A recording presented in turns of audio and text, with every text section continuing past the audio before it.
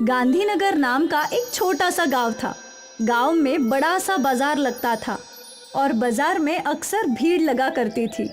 गर्मियों के मौसम में ये सारी भीड़ बलदेव के पेप्सी के दुकान पर लगी रहती थी।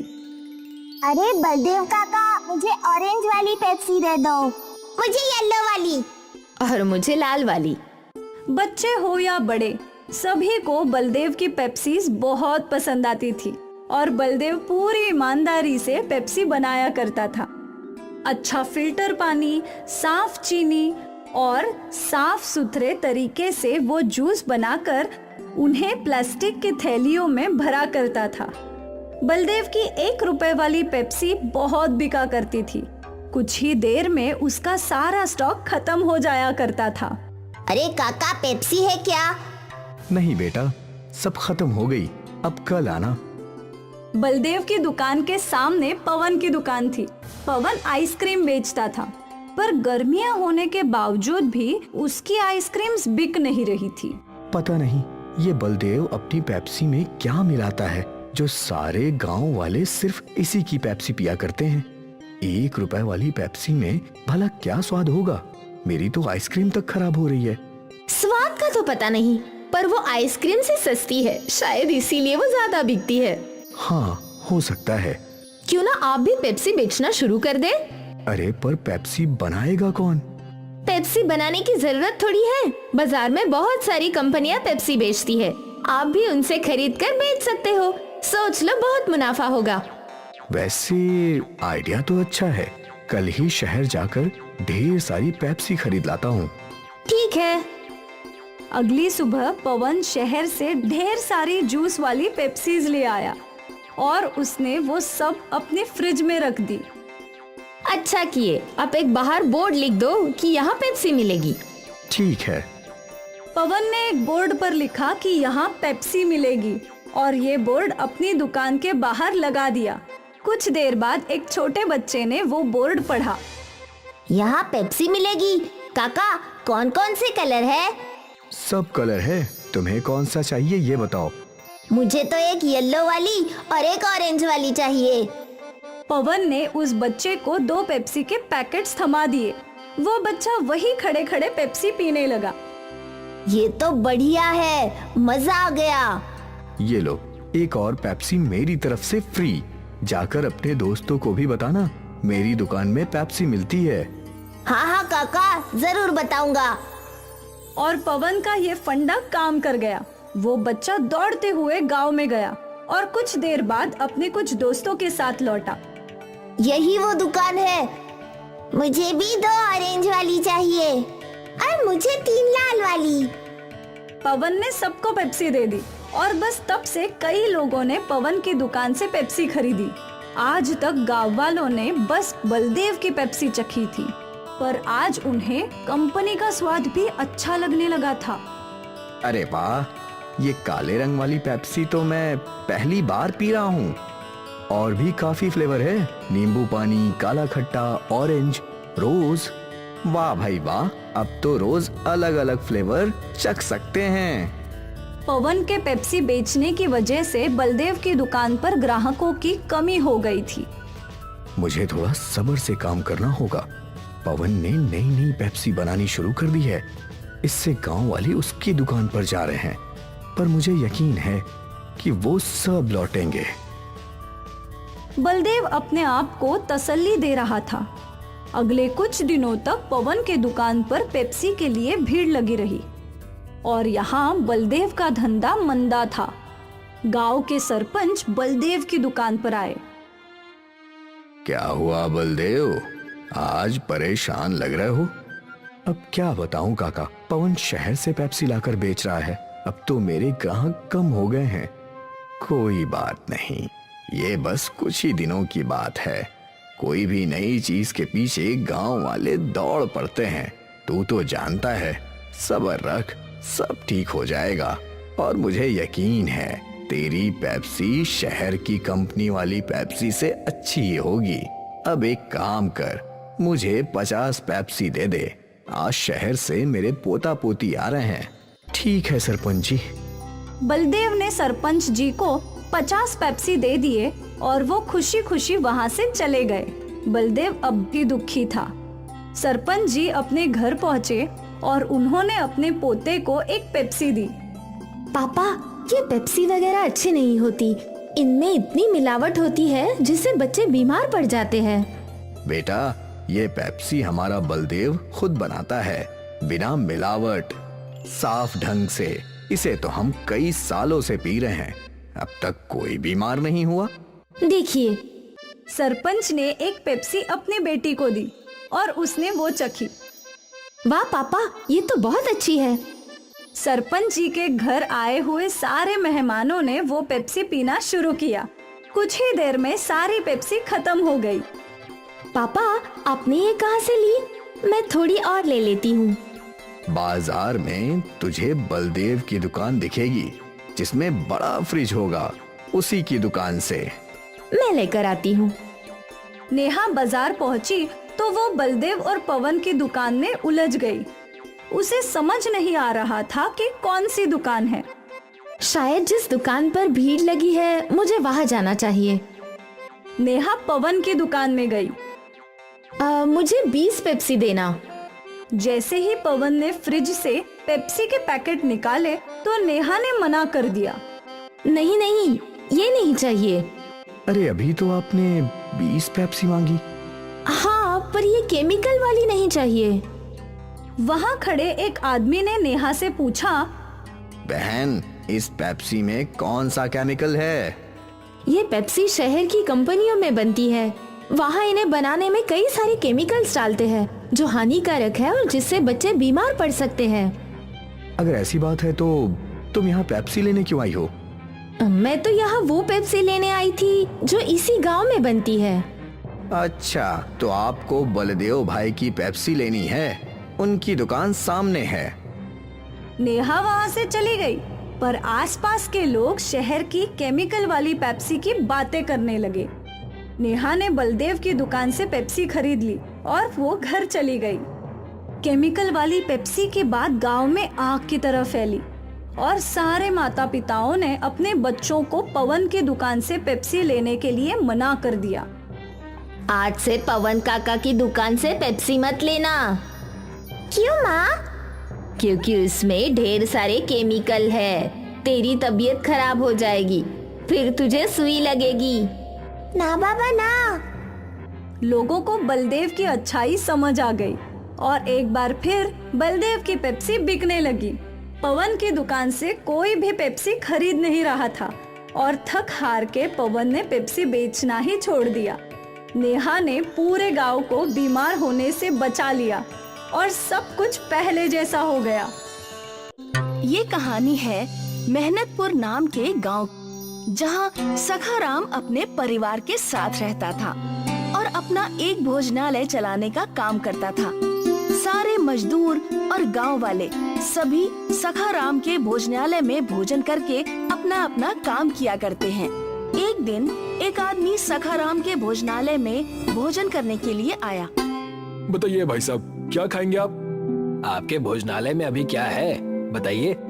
आलू पराठा, गोभी पराठा, मूली पराठा, मेथी पराठा, गर्मा गर्म शीरा, चना मसाला, पनीर दो प्याजा, सेव टमाटर नु साग और मीठे मई गुलाब जामुन, साथ में थोड़ी सी लस्सी। बताइए आप क्या खाएंगे? आपकी आवाज सुनकर ही मेरे मुंह में पानी आ गया है। जो सबसे अच्छा बनता है वो बना कर दे दीजिए। अरे ओ, कुंदन साहब के लिए चना मसाला और मखनी नान परोस दो, साथ में लस्सी भी दे देना। मजा आएगा, मजा आएगा। जल्दी लाओ। जैसे ही कुंदन ने नीलेश को खाना परोसा, नीलेश बड़े चाव से सारा का सारा खाना खाने लगा। खाना खत्म करते ही नीलेश ने कहा, खाना बड़ा ही स्वादिष्ट और लाजवाब था भाई, वाह, मजा आ गया। ये होता है असली खाना, वरना मेरी बीवी जो बनाती है उसमें तो कोई स्वाद ही नहीं होता है। उसे तो मैं गली के कुत्तों को खिला देता हूँ और बेचारे अगले दिन वो सारे कुत्ते बीमार हो जाते हैं।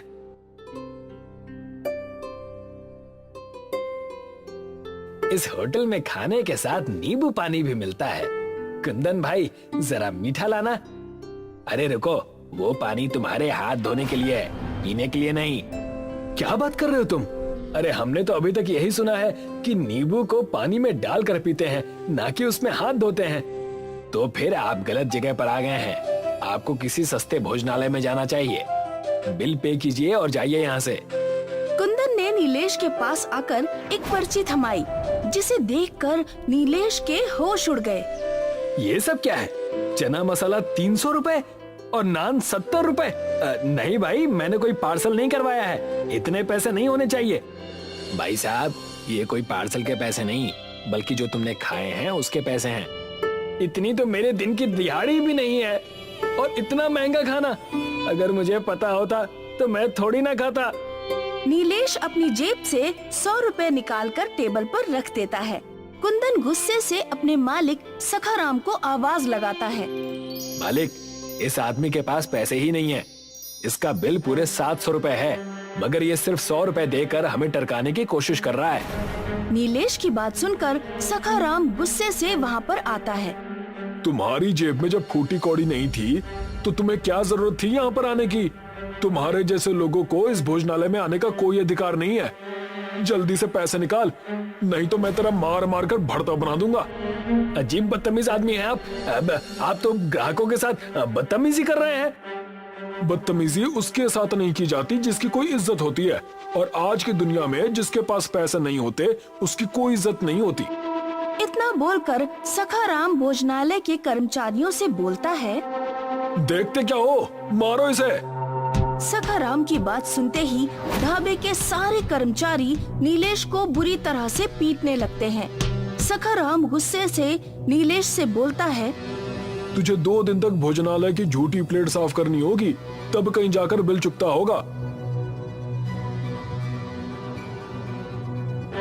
नीलेश 2 दिन तक लगातार उस भोजनालय की झूठी प्लेट साफ करता रहा। 2 दिन बाद नीलेश अपने घर जाकर अपने साथ हुई उस दुर्घटना को रोते हुए अपनी पत्नी विमला को बताता है। अजय, क्या जरूरत थी उस भोजनालय में जाने की, जब आपके पास इतने पैसे नहीं थे। निर्दयी लोगों ने पहले तो आपको बुरी तरह से पीटा, उसके बाद भी जब उनका दिल नहीं भरा तो उन्होंने 2 दिन तक लगातार भोजनालय में आपसे जानवरों की तरह काम करवाया। मेरा बहुत अपमान किया है विमला। आज मुझे एक बात समझ में आ गई कि बेचारे गरीब और असहाय लोगों को अच्छे भोजनालय में भोजन करने का कोई अधिकार नहीं है, लेकिन मैं ऐसा नहीं होने दूंगा। अजय, आप क्या कर लेंगे? आप तो खुद मार खाकर आ रहे हैं। मैं अपना भोजनालय खुद बनाऊंगा और अपने गांव में एक ऐसा भोजनालय बनाकर तैयार करूंगा जहां हर गरीब को बहुत सस्ते में अच्छा भोजन मिल सके। आखिर गरीब के भी कुछ अधिकार होते हैं विमला। गरीब का जन्म इन निर्दयी लोगों से मार खाने के लिए नहीं हुआ, उसे भी अच्छा भोजन करने का अधिकार है। लेकिन कैसे? नीलेश ने अपनी पत्नी की बात का कोई जवाब नहीं दिया। वो चुपचाप रात भर गहरी सोच में गुम रहा। अगली सुबह नीलेश गांव के हर घर में जाकर चंदा जमा करने लगा, मगर सब ने उसे अपमानित करके अपने घरों से भगा दिया। गांव का ही एक आदमी नीलेश का मजाक उड़ाते हुए बोला, पागल हो गए हो क्या? अरे कोई काम धंधा करो। ये अचानक तुम्हारे अंदर गरीबों के प्रति इतना प्रेम कैसे जागृत हो गया? उसके लिए तो देश के नेता ही काफी हैं। ये कैसी बात कर रहे हो तुम? मैं जो कुछ भी कर रहा हूँ गांव की भलाई के लिए कर रहा हूँ। हमारे गांव का नाम मेहनतपुर है। हमारे गांव के वासी दिन भर मेहनत में जुटे रहते हैं और उन्हें ढंग का एक वक्त का भोजन भी नहीं मिल पाता। तुम मेरा साथ देने की बजाय मुझे उल्टा अपमानित कर रहे हो। हाँ, क्योंकि तुम दिन में मुंगेरी लाल के सपने देख रहे हो। मेरे भाई, ऐसा सिर्फ फिल्मों में होता है, मगर वास्तविकता इससे बहुत अलग है। और मुझे एक बात बताओ नीलेश, एक बार को मान लिया जाए कि तुम अपने मकसद में सफल भी हो गए, तो 1 रुपए की थाली कब तक तुम गरीब लोगों को खिला पाओगे? ये पूरी तरह से असंभव है। इतना कहकर वो नीलेश का मजाक उड़ाता हुआ सखाराम के भोजनालय में जाकर बोला, सुना सखाराम जी, नीलेश अपने गांव में एक भोजनालय बनाना चाहता है। आप जो थाली 700 रुपए में बेचते हैं, वो थाली वो 1 रुपए में बेचने की सोच रहा है। लगता है उसकी बुद्धि भ्रष्ट हो गई है। अब उस बेवकूफ को कौन समझाए? तभी सखाराम का नौकर कुंदन सखाराम के पास आकर धीरे से बोला। सखाराम जी, हमें इसकी बातों को मजाक में नहीं लेना चाहिए। ओए, क्या कहना चाहता है तू? अगर नीलेश अपने मकसद में सफल हो गया तो कभी आपने सोचा है आपके भोजनालय का क्या होगा? कुत्ते लौटेंगे, कुत्ते। अरे काली जुबान है, कभी तो अच्छा बोल दिया कर। तेरे मुंह से जब भी निकला है हमेशा उल्टा सीधा ही निकला है। चिंता मत कर, इस गांव का मुखिया मेरा बहुत अच्छा दोस्त है। वो नीलेश को अच्छी तरह से समझा देगा। सखाराम गांव के मुखिया के पास गया। मुखिया, हमारी मित्रता के चर्चे दूर दूर तक प्रसिद्ध हैं। मत भूलना, जो थाली मैं 700 रुपए में बेचता हूँ वही थाली मैं तुम्हें 600 में खाने के लिए देता हूँ, यानी पूरे 100 का डिस्काउंट। बोल तो ऐसे रहे हो जैसे मेरे ऊपर बहुत बड़ा कोई उपकार करते हो। मैंने तो तुमसे कभी नहीं कहा कि तुम मुझे 100 रुपए का डिस्काउंट दो। और वैसे भी मैं तुम्हारे भोजनालय में महीने में एक आध बार ही तो भोजन करता हूँ, और मुश्किल से अब तक तुम्हारे भोजनालय में 4 या 5 बार ही भोजन किया है। इस हिसाब से तुम्हारे 500 रुपए मेरे ऊपर बकाया है। लगता है मुखिया तुम मेरी बात का बुरा मान गए। तुम अच्छी तरह से जानते हो सखाराम कि मुझे चापलूसों से सख्त नफरत है। मुद्दे की बात करो, किस काम के लिए यहाँ पर आए हो? कुछ दिन पहले नीलेश मेरे भोजनालय में भोजन करने आया था। अब आप ही बताओ मुखिया जी, 700 रुपए के बदले वो सिर्फ 100 रुपए दे रहा था। इसलिए मैंने उससे 2 दिन तक अपने भोजनालय की झूठी प्लेटें क्या साफ करवा दी। वो तो बुरी तरह से क्रोधित हो गया। हाँ, मैंने सुना है कि तुमने उसे पीटा भी था। हाँ, क्रोध में 1-2 थप्पड़ तो मार ही दिए थे, लेकिन इतना भी नहीं पीटा था कि वो इतना नाराज हो जाए। कहना क्या चाहते हो सखाराम, खुलकर बात करो। वो इस गांव में एक भोजनालय बनाने की तैयारी कर रहा है, और जो थाली मैं 700 रुपए में देता हूँ वही थाली वो 1 रुपए में ग्राहकों को बेचेगा। अगर ऐसा हो गया ना तो मेरा तो भोजनालय बंद हो जाएगा, मैं सड़क पर आ जाऊंगा। सखाराम की बात सुनकर मुखिया हंसने लगा। सखाराम, लगता है नीलेश की तो बुद्धि भ्रष्ट हो ही गई है, लेकिन मुझे लगता है साथ में तुम्हारी भी बुद्धि भ्रष्ट हो गई है। ऐसा संभव नहीं है। सोच लो मुखिया, अगर वो अपने मकसद में कामयाब हो गया ना तो उसके नाम के चर्चे दूर दूर तक फैल जाएंगे। लोग इस गांव के मुखिया से ज्यादा सम्मान उसका करेंगे, और फिर कोई बड़ी बात नहीं है कि कुछ सालों बाद उसकी दयालुता को देखकर गांव के वासी उसे ही मुखिया बना दे। जरूर वो कुछ बड़ा करने की सोच रहा है। सखाराम की बात सुनकर मुखिया सोच में पड़ गया। बात तो तुमने मेरे पते की है। अब मैं किसी को गांव में भोजनालय बनाने से तो नहीं रोक सकता। हाँ, इतना जरूर कर सकता हूँ कि वो आजकल मेरी ही भट्टी पर दिहाड़ी पर काम कर रहा है, तो मैं उसे धक्के देकर बाहर निकाल दूंगा। उसके बाद वो सिर्फ अपना पेट भरने की सोचेगा, ना कि गांव के गरीब भिखारियों का पेट भरने की। सखाराम वहाँ से चला गया।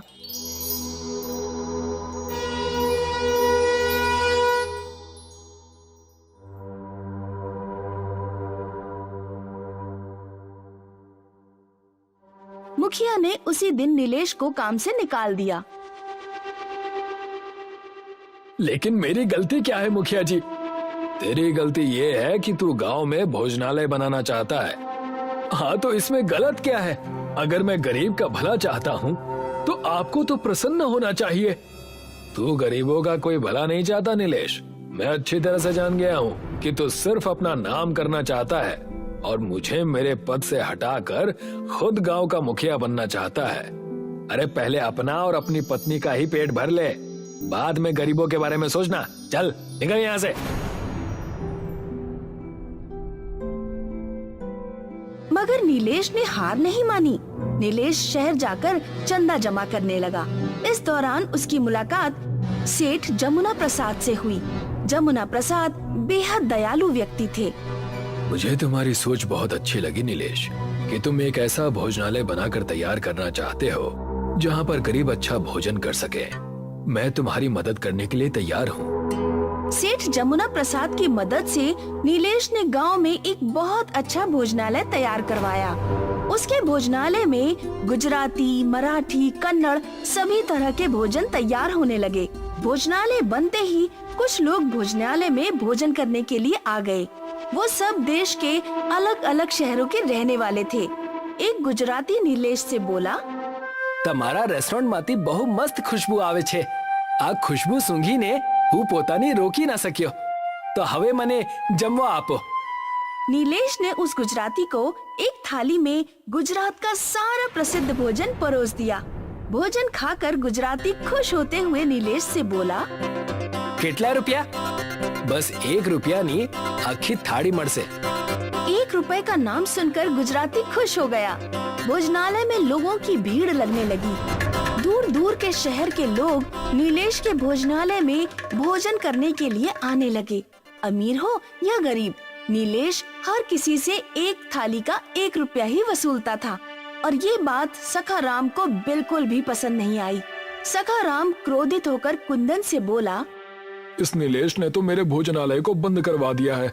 मेरे भोजनालय में कोई कुत्ता तक नहीं भटकता। कुछ करो कुंदन। चिंता मत कीजिए सखाराम जी, मेरे पास एक उपाय है। कैसा उपाय? क्यों ना हम दोनों उसके भोजनालय में आग लगवा दें। जब 2-4 लोग जलकर मर जाएंगे तो उसका भोजनालय बंद हो जाएगा। सखाराम और कुंदन उस समय नीलेश के भोजनालय में आग लगाने की योजना बना रहे थे। उसी समय सेठ जमुना दास वहाँ से गुजर रहे थे। जमुना दास ने सखाराम और कुंदन की सारी बातें सुन ली। उन्होंने तुरंत पुलिस को इन्फॉर्म कर दिया। पुलिस उस दिन से नीलेश के भोजनालय पर नजर रखने लगी। रात के वक्त सखाराम और कुंदन भोजनालय में आग लगाने के लिए बहुत सारा पेट्रोल लेकर आ गए, मगर तभी पुलिस ने उन्हें दबोच लिया। मुझे तुमसे ऐसी उम्मीद नहीं थी सखाराम। तुम तो गांव के सम्मानित व्यक्ति हो। मुझे छोड़ दीजिए इंस्पेक्टर साहब, मैं इसके भोजनालय को जलाकर राख कर दूंगा। इसकी वजह से मेरा भोजनालय बंद हो गया। नहीं सखाराम, मेरी वजह से नहीं, बल्कि तुम्हारे ग्राहकों के साथ तुम्हारे बुरे व्यवहार की वजह से तुम्हारा भोजनालय बंद हुआ है। तुमने मुझे अपमानित किया। मैं चाहता तो अपने अपमान का जवाब किसी और तरीके से भी दे सकता था, लेकिन नहीं, मैं तुम्हारे अपमान का घूंट अमृत समझकर पी गया। और देखो, आज इस भोजनालय में देश का हर नागरिक आता है और सिर्फ 1 रुपए में पेट भरकर भोजन करके चला जाता है। तुम्हें क्या लगता है कि मुझे प्रॉफिट नहीं हो रहा? मेरे परिवार का खर्चा इसी भोजनालय से चलता है। पुलिस ने सखाराम और कुंदन को गिरफ्तार कर लिया और सखाराम का भोजनालय बंद हो गया। आज भी नीलेश के भोजनालय में 1 रुपए की ही थाली मिलती है। कुंतीपुर नाम का एक गांव था। वहाँ भैरव अपने पिता और अपने भाई के साथ रहता था। बचपन में ही माँ के गुजर जाने की वजह से घर की सारी देखभाल भैरव को ही करनी पड़ती थी, इसलिए वो स्थानीय रेलवे में कूली का काम किया करता था। वैसे तो भैरव पढ़ा लिखा इंजीनियर था। आज सुबह से स्टेशन पर एक भी ट्रेन नहीं आई। पता नहीं क्या हो गया है। उस दिन उड़ीसा में भी इतना बड़ा हादसा हो गया था। भगवान करे उनके परिवार में सुख शांति हो। भैरव पूरा दिन इंतजार करके स्टेशन मास्टर के पास चला जाता है और उनसे जाकर ट्रेन न आने की वजह पूछता है। अब आप ही बताइए, अगर ऐसा चलता रहा तो हम घर कैसे चलाएंगे और खुद कैसे रहेंगे? अब मैं तुमसे क्या कहूँ भैरव, सुबह से फोन पर फोन आ रहे हैं, हमारे हाथ भी बंधे हुए हैं, हमें भी कुछ समझ में नहीं आ रहा। कुंतीपुर में ट्रेन आने का नाम ही नहीं ले रही थी। सारे कूली और स्टेशन मास्टर दोनों ही परेशान थे। ऐसे ही कई हफ्ते बीत चुके थे। तब भैरव और उसके साथी कूलियों ने फैसला किया। मेरा घर तो पहले से ही गिरवी है। एक तो बेरोजगारी में पहले हमने कुली का काम शुरू किया और अब ये सब। सही कहा भैरव भैया तुमने। दुनिया का बोझ हम उठाते हैं, लेकिन हमारे बोझ के बारे में किसी को कुछ नहीं पता। क्या बताऊं बेटा, मैं मेरी तो उम्र भी 60 की है। मेरे घर पर मेरा अपाहिज बच्चा है जिसके लिए मैं काम करता हूँ, और अगर ऐसा ही चला तो हम दोनों भूखे मर जाएंगे। हम सबको स्टेशन मास्टर के पास जाना चाहिए। सारे कूली मिलकर स्टेशन मास्टर के पास जाते हैं। वो देश के सबसे बड़े बिजनेसमैन से बात कर रहा होता है। देखो, मैं तुम्हें मन चाहे पैसे देने को तैयार हूँ, लेकिन अच्छी बुलेट ट्रेन बनाएगा कौन? उड़ीसा हादसे के बाद से कोई ये जिम्मेदारी लेने को तैयार नहीं है। लेकिन आप हमारी बात तो समझिए, हमारे देश में पहले से ही इतनी तकलीफें हैं और आप हैं कि लोगों की समस्या अनदेखा कर रहे हैं। वो बिजनेसमैन किसी की नहीं सुनता और वहाँ से चला जाता है। ये सारी बातें भैरव और उसके साथी पीछे से सुन रहे थे और भैरव उस बिजनेसमैन यानी कि उस व्यापारी के पीछे पीछे दौड़ता है और उससे कहता है, सर सर सर मेरी बात तो सुनिए, मेरी बात तो सुनिए सर, आखिर मेरी बात तो सुनिए सर। मुझे बस आपका 1 मिनट चाहिए, उससे ज्यादा नहीं। अगर आपका समय बर्बाद हुआ तो मैं आपको कभी अपनी शक्ल नहीं दिखाऊंगा। हाँ कहो, तुम्हारे पास सिर्फ 1 मिनट है और अगर मेरा वक्त बर्बाद हुआ तो तुम कूलियों का ठिकाना नहीं मिलेगा। आप जिस ट्रेन की बात कर रहे हैं वो ट्रेन मैं बना सकता हूँ। मेरे पास उस ट्रेन को बनाने के लिए हर एक चीज है। ये बात मैं मान कैसे लूं? तुम कहना क्या चाहते हो? तब भैरव अपने पास में रखा हुआ एक छोटा सा बुलेट ट्रेन उस बिजनेसमैन यानी कि व्यापारी को निकाल कर दिखाता है, जिसे देखकर वो बहुत खुश हो जाता है। तब भैरव उससे कहता है, और मैं पेशे से एक इंजीनियर भी हूँ, आप बस भरोसा करके देखिए, हम आपको ऐसे ही पूरी बुलेट ट्रेन बना कर देंगे। इम्प्रेसिव, अच्छा प्रेजेंटेशन दिया तुमने, खूब आगे जाओगे, इसीलिए मैं तुम्हें ये बुलेट ट्रेन बनाने का अवसर देता हूँ। धन्यवाद आपका, मैं ये चीज हमेशा याद रखूंगा। हम कुली भाइयों पर आपका ये एहसान हमेशा रहेगा। उस व्यापारी ने पैसे रेलवे विभाग को दे दिए और सारी जिम्मेदारी भैरव के कंधों पर सौंप दी और भैरव ने ठीक वैसा ही किया। मैं चाहता हूँ कि तुम इस पर बहुत अच्छा काम करो और अच्छी बुलेट ट्रेन बनाकर दिखाओ। भैरव और उसके साथी उस बुलेट ट्रेन को बनाने में लग गए। सारे कूली मजदूरों वाले काम करने लगे। सभी एक साथ मिलकर उस बुलेट ट्रेन पर काम करने लगे। देखते ही देखते उस बुलेट ट्रेन को उन्होंने पूरे 4 महीनों में बना ही दिया, जिसका दौरा करने वही व्यापारी यानी कि बिजनेसमैन वहाँ पर आया और देखकर कहने लगा, वाह, ये हुई ना बात। मैं यही तो चाहता था तुमसे। तुमने जो काम किया है वो कोई और नहीं कर सकता था। कम पैसों में इतनी अच्छी बुलेट ट्रेन कोई भी नहीं बना पाता। ये सब बस आपके दिए हुए अवसर की वजह से ही संभव हो पाया। भैरव, तुम इन्हें इस ट्रेन की खासियत तो बताओ। इस ट्रेन की खासियत ये है कि ये ट्रेन दुर्घटनाग्रस्त नहीं हो सकती। ये ट्रेन अपने आसपास के 1 किलोमीटर की दूरी तक वाइब्रेशन के सिग्नल पर नजर रखती है। इस ट्रेन के 1 किलोमीटर के दायरे में अगर कोई भी दूसरी ट्रेन आती है तो ये उस ट्रेन को सिग्नल देकर उन्हें रोक सकती है। ये खासियत है इसकी। लोगों के फायदे के लिए कौन सी बात है इसमें? इस ट्रेन के गेट में जब भी कोई जाता है उसे ये गिरने से बचा लेता है। हमने इस ट्रेन में एडवांस टेक्नोलॉजी डाली है। वाह, अद्भुत, मजा आ गया। उस व्यापारी ने भैरव को सरकार को पत्र देकर रेलवे का एक बहुत बड़ा अधिकारी बना दिया। बुलेट ट्रेन की सारी जिम्मेदारी अब भैरव के कंधों पर थी। भैरव एक कूली से बहुत बड़ा जिम्मेदार ऑफिसर बन चुका था। तब बिजनेसमैन ने अपनी चाल चली। इस बुलेट ट्रेन ने लोगों के मन से डर भगा दिया है। कई सारी टिकट्स बिक रही हैं, अच्छा मुनाफा हो रहा है। एक काम करो, इस ट्रेन के पैसे बढ़ा दो और सब जगह हमारी कंपनी का नाम फैला दो कि ये ट्रेन हमने बनाई है। लेकिन सर, ये तो बड़ी गलत बात है। भैरव की मेहनत पर आपका हक कैसे हो सकता है? ऐसे ही बाल सफेद नहीं हुए हैं मेरे। मैंने उतनी मेहनत की है। जो मैं कह रहा हूँ वो करो। हर जगह प्रचार कर दो कि ये हमने किया है, यानी मैंने किया है। और वैसा ही हुआ। लोगों को प्रचार करके गलत बातें बताई गई कि बुलेट ट्रेन भैरव ने नहीं बल्कि उस व्यापारी बिजनेसमैन ने बनाई है। भैरव और उसके साथियों की पूरी मेहनत पर पानी फिर चुका था। बुलेट ट्रेन अपने हिसाब से अच्छी तरह चलने लगी थी। भैरव के बारे में किसी को भी कुछ भी पता नहीं था। एक दिन ट्रेन के गेट के पास एक बच्चा गलती से जा पहुंचा। वाह, बाहर कितना अच्छा मौसम है, बारिश हो रही है। मैं थोड़ा गेट के करीब जाकर देखता हूँ। मॉम डैड जब तक खाना खा रहे हैं तब तक तो मैं देख ही लूंगा। वो बच्चा जैसे ही उस गेट के करीब पहुँचा, उस ट्रेन का सेंसर बहुत तेजी से बजने लगा जिससे सारे ट्रेन के यात्री उठकर यहाँ वहाँ देखने लगे। वो बच्चा गेट के पास पहुँचा ही था कि ट्रेन का गेट अपने आप ही बंद हो गया।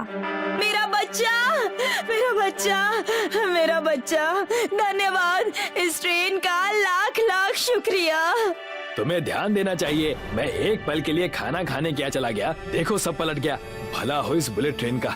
लोग उस बुलेट ट्रेन से बड़े खुश थे, लेकिन उन व्यापारियों ने ट्रेन टिकट की प्राइस बहुत ज्यादा बढ़ा दी, जिससे गरीबों को बहुत परेशानी होने लगी। और ये सब भैरव से देखा नहीं गया और वो उस व्यापारी के पास पहुंच गया।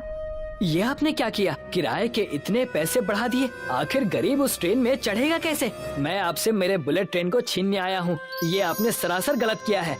कल के आए तुम मुझे सिखा रहे हो, दफा हो जाओ। बिजनेस ऐसे ही चलता है, पैसे से पैसा बनता है। अगर कोई नहीं देगा तो पैसे आएंगे कहाँ से? भैरव को ये बात बहुत ज्यादा बुरी लगी। उसने कई सारे पत्र सरकार को लिखे ताकि व्यवस्था ठीक हो जाए, लेकिन उसकी कोई भी सुनने वाला नहीं था। एक दिन उसी व्यापारी की पत्नी और बच्चे उस बुलेट ट्रेन से सफर कर रहे थे और उस व्यापारी की पत्नी अचानक ट्रेन में बीमार हो जाती है, जिसे देखकर वो व्यापारी बहुत ही डर जाता है और इधर उधर जाकर चीखने चिल्लाने लगता है। मुझे बचा लो, मेरी सांस रुक रही है, मुझे सांस लेने में बहुत दिक्कत हो रही है, मुझे बचा लो, प्लीज प्लीज मुझे बचा लो। बचाओ, कोई मेरी पत्नी को बचाओ, बचाओ, कोई मेरी पत्नी को बचाओ। तब उस व्यापारी की नजर एक लाल रंग की बटन पर पड़ती है, जो कि डिब्बे के ठीक सामने ही थी। उस व्यापारी ने देर न करते हुए उस बटन को दबा दिया और जैसे ही उसने बटन दबाया, वो बुलेट ट्रेन नजदीकी रेलवे स्टेशन पर तुरंत ही रुक गई और रेलवे के सहकर्मी तुरंत उस व्यापारी के पास पहुंच गए। तब व्यापारी ने उनसे कहा, मेरी पत्नी की तबीयत अचानक खराब हो गई, कृपया करके इसे बचा लीजिए। रेलवे सहकर्मियों ने देर नहीं की और तुरंत ही उस व्यापारी की पत्नी को हॉस्पिटल ले जाया गया और उसकी जान बचाई गई। तब जाकर उस व्यापारी को अपनी गलती का एहसास हुआ और उसने भैरव से माफी मांगी। भैरव, मुझे माफ करना, मैंने अपनी जिंदगी की बहुत बड़ी गलती कर दी। ये सब भगवान की लाठी है जो मुझ पर बरस रही है, मुझे माफ कर दो। मैं आपको माफ सिर्फ एक ही कीमत पर करूंगा, जब आप इस ट्रेन के किराए को केवल 1 रुपए की करेंगे और ऐसी ही कई सारी ट्रेनें बनाएंगे। मुझे तुम्हारी सारी शर्तें मंजूर हैं। और वैसा ही हुआ। उस बिजनेसमैन ने कई सारे बुलेट ट्रेन भैरव से बनवाए और भैरव को रेलवे का बहुत बड़ा अधिकारी घोषित कर दिया और बुलेट ट्रेन का किराया घटाकर 1 रुपया कर दिया गया। 1 रुपए के बुलेट ट्रेन में अब सभी लोग सफर कर सकते थे, चाहे वो अमीर हो या गरीब। लोग खुशी खुशी बुलेट ट्रेन से अपना सफर तय करने लगे और तब उस बिजनेसमैन ने सभी को सच्ची बात बताई कि बुलेट ट्रेन का असली कर्ता धर्ता भैरव ही था और बिजनेसमैन ने भैरव को उसका क्रेडिट दिया। सभी लोग खुशी खुशी रहने लगे। बीजापुर एक छोटा सा गांव था।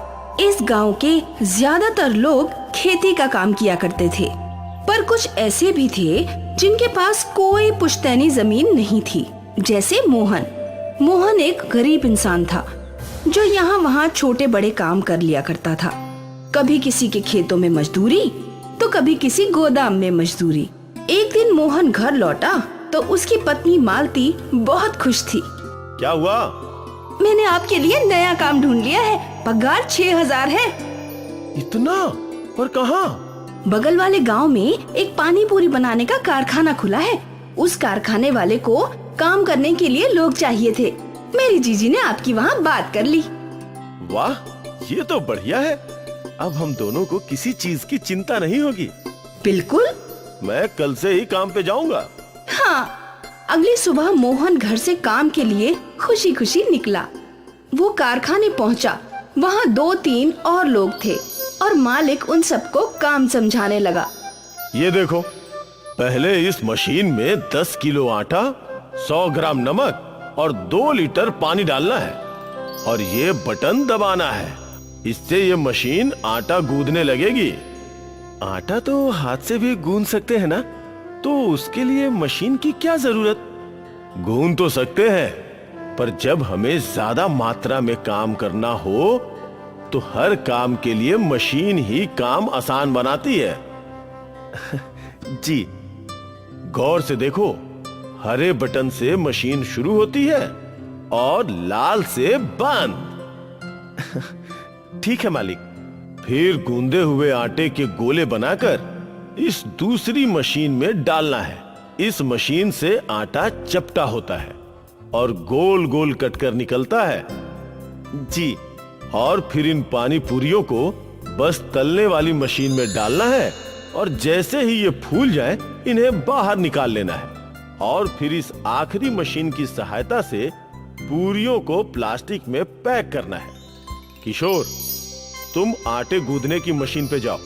विवेक, तुम चपाती करने वाली मशीन पर। सदैव, तुम पूरी तलो और मोहन, तुम पैकिंग करो। हर हफ्ते तुम लोग अलग अलग मशीन पर काम करोगे। दिन में 6 घंटों की ड्यूटी है बस। ठीक है मालिक। और बस उस दिन से मोहन दूसरे लोगों के साथ उस पानी पूरी के कारखाने में काम पर लग गया। मोहन और मालती बहुत खुश थे। अब उन्हें पैसे की और खाने की परेशानी नहीं थी और महीने के आखिर में मोहन की तनख्वाह आने वाली थी। मोहन भी हंसी खुशी कारखाने में काम करने लगा। धीरे धीरे वो पानी पूरी की पूरियां बनाना सीख गया। अगले 6 महीनों तक मोहन आराम से पानी पूरी के कारखाने में काम कर रहा था। फिर एक दिन कारखाने का मालिक परेशान होकर कारखाने में आया। कल से तुम सबको काम पर आने की कोई जरूरत नहीं है। पर क्यों मालिक? क्योंकि मेरे पास पैसे नहीं है तुम सबकी तनख्वाह के लिए। मेरे कई व्यापारियों ने पैसे नहीं चुकाए। पिछले 2 महीनों से मैं सब झेल रहा था, पर अब आगे मैं नहीं कर पाऊंगा। कल से तुम सब कोई और काम ढूंढ लो। ये सुनकर सारे मजदूर निराश हो गए और मोहन भी। मोहन को फिर से छोटे बड़े काम करने पड़ेंगे और पैसों की तंगी भी झेलनी पड़ेगी। ये सोचकर ही उसका मन बैठ गया। खैर, मोहन घर आया और उसने ये सारी बातें मालती को बताई। आप फिक्र मत कीजिए, आपको कोई और काम मिल जाएगा। मोहन निराश था। अगले कुछ दिनों तक मोहन काम की तलाश में यहाँ वहाँ भटकता रहा और उसे कहीं कोई काम नहीं मिला। वो मायूस हो गया। समझ नहीं आ रहा है कि अब क्या करें। मुझे और कोई काम आता भी तो नहीं है सिवाय पानी पूरी के पूरी बनाने के। तो आप वही क्यों नहीं करते? मैं समझा नहीं। आपको पानी पूरी बनाना आता है और मुझे रगड़ा और पानी बनाना। हम दोनों मिलकर पानी पूरी का ठेला डाल सकते हैं। हाँ, पर गांव में इतने सारे पानी पूरी के ठेले तो हैं, फिर लोग हमारी पानी पूरी क्यों खाएंगे? हम दाम गिरा देंगे और क्या। 10 रुपए के बदले 8 रुपए की प्लेट करें तो? उससे भी अच्छा अगर हम 1 रुपए की पानी पूरी बेचे तो? 1 रुपए की कैसे बेच सकते हैं? 1 रुपए की एक पानी पूरी, ग्राहक जितना मर्जी खाए। तो क्या हमें मुनाफा होगा? हाँ होगा ना। हम पूरियां खुद बनाएंगे और बाकी सारा सामान भी हमें लगभग आधा मुनाफा होगा। तो फिर देर किस बात की, कल ही कोशिश करके देखते हैं। अगली सुबह मोहन और मालती अपने काम में जुट गए। मोहन पूरियां बनाने लगा और मालती रगड़ा और पानी बनाने लगी। मोहन अपने काम में निपुण था। उसने बिना मशीनों के भी अच्छी पूरियां बनाई और मालती भी अच्छी बावर्ची थी। उसने भी स्वादिष्ट रगड़ा और पानी तैयार कर लिया। अब सब कुछ तैयार है। शाम में ही शुभारंभ करते हैं। 1 रुपए की एक पानी पूरी का। बिल्कुल। एक चीज बची है। मोहन ने एक पाटी दिखाई जिस पर लिखा था 1 रुपए की पानी पूरी। ये अच्छा है। शाम को मोहन और मालती ने बाजार के किनारे अपना पानी पूरी का ठेला लगाया और वो पाटी भी टांग दी। उस पाटी को देखकर एक बच्ची उनके पास आई। 1 रुपए की पानी पूरी? सच्ची? हाँ, 1 रुपए की एक पानी पूरी।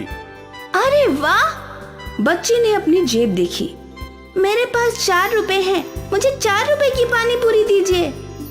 मोहन ने उस बच्ची को 4 पानी पूरी दे दी। वाह, बहुत अच्छी है काका, मैं अपने दोस्तों को भी बताऊंगी। उस बच्ची ने पानी पूरी खाई और दौड़ पड़ी। कुछ देर बाद वो कई और बच्चों को अपने साथ ले आई। मुझे 2 पानी पूरी चाहिए। मुझे 3। मुझे 5। मोहन और मालती ने बच्चों से पैसे लिए और उन्हें पानी पूरी दे दी। बच्चे पानी पूरी बड़े चाव से खा रहे थे। बच्चों के बाद कुछ और बड़े लोग भी मालती और मोहन के पास पानी पूरी खाने के लिए आए। वाह, ये पूरियां तो बहुत स्वादिष्ट हैं। मजा आ गया। इतनी स्वादिष्ट और सस्ती पानी पूरी शायद ही कहीं होगी। लोग 1 रुपए की पानी पूरी खाने के लिए टूट पड़े। मालती और मोहन पानी पूरियां बनाए जा रहे थे और लोग खा रहे थे, और तब तक ग्राहक थे जब तक उनकी सारी पानी पूरी खत्म नहीं हो गई। बाप रे, मुझे नहीं लगा था कि इतनी भीड़ आएगी। मुझे भी। और जब उनका ध्यान पैसों पर गया तो पैसे देखकर वो दोनों खुश थे। काफी अच्छी कमाई हुई है आज। हाँ। अगले दिन मालती और मोहन ने ज्यादा पानी पूरियां बनाई और पिछले दिनों की तरह आज भी 1 रुपए की पानी पूरी खाने के लिए ग्राहकों की कतार लग गई और कुछ ही घंटों में उनका सारा सामान खत्म हो गया। 1 रुपए की स्वादिष्ट पानी पूरी ने तहलका मचा दिया। ग्राहकों को स्वाद के साथ साथ दाम भी भा गया था और मालती और मोहन की अच्छी खासी कमाई होने लगी थी। उन दोनों की आर्थिक समस्या सुलझ गई और देखते ही देखते मोहन ने अपना पूरियों का कारखाना खोल लिया। पर उसने 1 रुपए की पानी पूरी बंद नहीं की। आज भी उसकी दुकान पर 1 रुपए की पानी पूरी खाने के लिए भीड़ उमड़ती है। 1 रुपए की पानी पूरी के आइडिया ने मोहन और मालती को अमीर बना दिया। अब वो बहुत ज्यादा सुखी थे और ये सब 1 रुपए की पानी पूरी की वजह से। किसने सोचा था कि एक छोटा सा आइडिया इतना बड़ा बदलाव ला सकता है। ललित एक बड़ी बेकरी में काम किया करता था। वो केक और बिस्किट्स बनाया करता था। सर, चॉकलेट केक्स तैयार है। अब बटरस्कॉच पेस्ट्रीज तैयार करूं? अरे नहीं नहीं, आजकल बटरस्कॉच पेस्ट्रीज की डिमांड कम हो गई है। अब से हम एक दिन छोड़ के एक दिन बटरस्कॉच पेस्ट्रीज बनाएंगे। ओके, ठीक है सर। एक काम करो, तुम अब चॉकलेट केक्स बना लो। ठीक है सर। धीरे धीरे बेकरी का काम कम होने लगा था और कुछ गिने चुने ही प्रोडक्ट ललित बनाया करता था। समय के साथ बेकरी का मुनाफा घट गया और अब बेकरी के मालिक ने बेकरी को बंद करने का निर्णय ले लिया। ललित, तुम तो जानते हो धंधे में मंदी है, मुनाफा निकल ही नहीं रहा, इसीलिए अगले हफ्ते से हम ये बेकरी बंद कर रहे हैं। तुम कहीं और काम ढूंढ लो, ठीक है? ये सुनकर ललित का मन बैठ गया। कितनी मुश्किल से उसे इस बेकरी में नौकरी मिली थी और अब बेकरी ही बंद हो रही थी। उस दिन ललित मायूस घर लौटा। क्या बात है, इतने परेशान क्यों हो? कुछ नहीं यार, इतनी मुश्किल से ये नौकरी मिली थी, अब ये भी जा रही है। पर क्यों? अरे बेकरी का धंधा कम हो गया है, इसलिए मालिक बेकरी बंद कर रहे हैं। ये हफ्ता आखिरी है यार। हे राम, अब क्या होगा?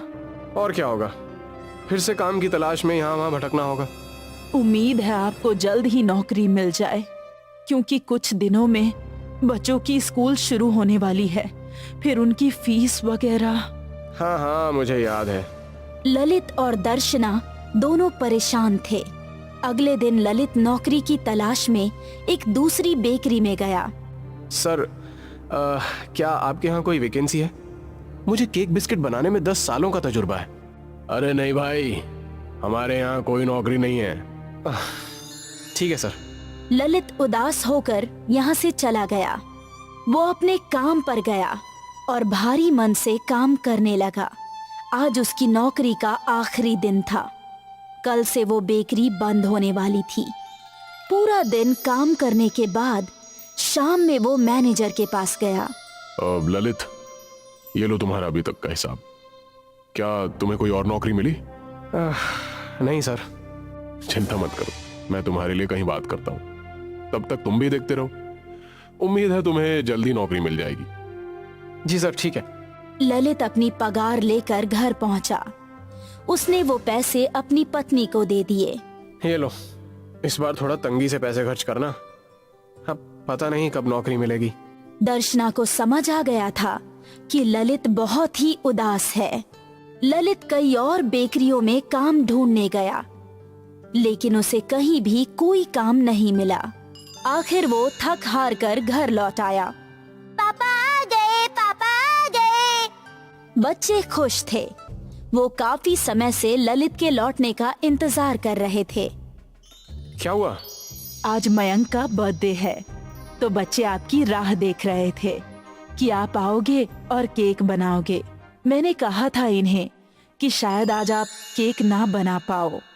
अरे मेरे बेटे का बर्थडे है तो मैं केक क्यों नहीं बना पाऊंगा? केक की सामग्री के लिए भी तो ज्यादा पैसे चाहिए ना। अरे आज मैं सस्ती चीजों से बढ़िया केक बनाऊंगा, तुम सब देखते रह जाओगे। हाँ। ललित ने कुछ सामग्री इकट्ठी की और केक बनाना शुरू कर दिया। बच्चे गौर से उसे देख रहे थे। ललित ने केक का बैटर मिलाया, उसमें शक्कर और कुछ और चीजें डाली और फिर इस बैटर को एक प्लेट में डाल दिया। पापा, हम केक कैसे बनाएंगे? हमारे पास तो भट्टी है ही नहीं। अरे भट्टी नहीं है तो क्या हुआ, हमारे पास कढ़ाई और नमक तो है ना। ललित ने कढ़ाई में नमक भर दिया और उसमें वो केक की प्लेट रख दी और ऊपर से ढक्कन रख दिया। अब 20 मिनट में केक तैयार। बच्चे घड़ी के कांटे पर नजर गड़ाए बैठे थे। केक की सुगंध पूरे घर में फैल चुकी थी। जैसे ही 20 मिनट हुए, ललित ने ढक्कन हटाया और उनका केक तैयार था। ललित ने वो केक दूसरी प्लेट में निकाल लिया और फिर वो मैदे में शक्कर घोलकर क्रीम बनाने लगा और फिर इस क्रीम को केक पर सजा दिया। देखो, तैयार हो गया बढ़िया केक। पर पापा, आपने तो इसमें सारी घर की ही चीजें इस्तेमाल की। हाँ बेटा, इसीलिए तो ये सस्ता और किफायती है। खैर ये सब छोड़ो, अब मयंक का बर्थडे केक काटते हैं। आओ आओ। Happy birthday to you, happy birthday to you, happy birthday dear Mayank, happy birthday to you. Mayank ने अपना बर्थडे केक कट किया और सबको खिलाने लगा। वाह, ये तो बहुत बढ़िया है। पूरे परिवार ने वो केक बड़े चाव से खाया। ये केक आपने बहुत ही कम सामग्रियों में बनाया, इसलिए इसको बनाने में खर्चा भी कम होगा ना? हाँ, पर तुम ये क्यों पूछ रही हो? क्योंकि मैं सोच रही हूँ आप ऐसे ही केक बनाकर बेचे।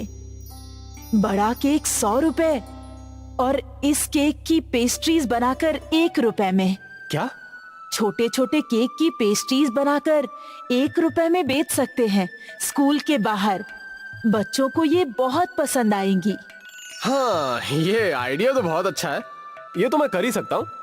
वैसे भी कल से स्कूल शुरू होने वाला है, तो कल से ही इस 1 रुपए वाले केक को हम लोग बेचना शुरू करेंगे, ठीक है? ललित को पैसे कमाने का नया जरिया मिल गया।